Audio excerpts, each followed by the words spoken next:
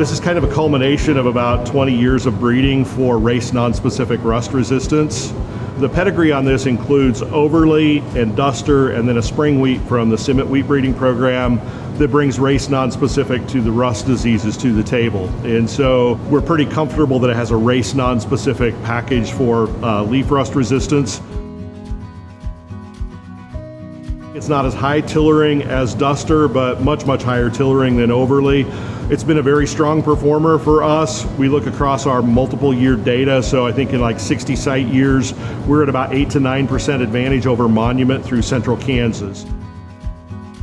Yield potential on it's been very good. It's an earlier maturing variety, so if you're looking at it in variety performance tests this year, particularly as you get towards I-70 and north, you probably will see some freeze damage on it this year. It was early enough to get dinged in some of those freezes.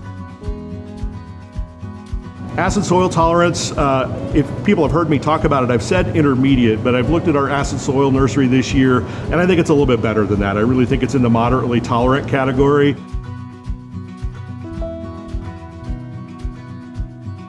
I would say probably there's two things about it that I would caution producers on a little bit. One is on the stripe rust side.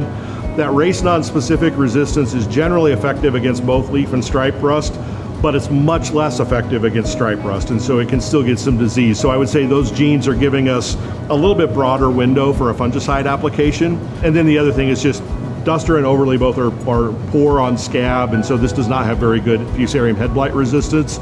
So we would recommend that we keep it off of after going after corn, just to mitigate some of that fusarium risk.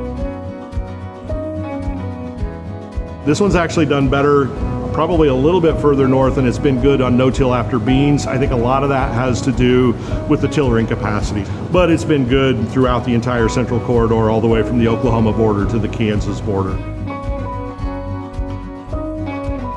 We are back crossing in a good stripe rust gene into it, so we might have a 2.0 version in about 3 years to take care of some of that stripe rust vulnerability, but we think it is a step forward.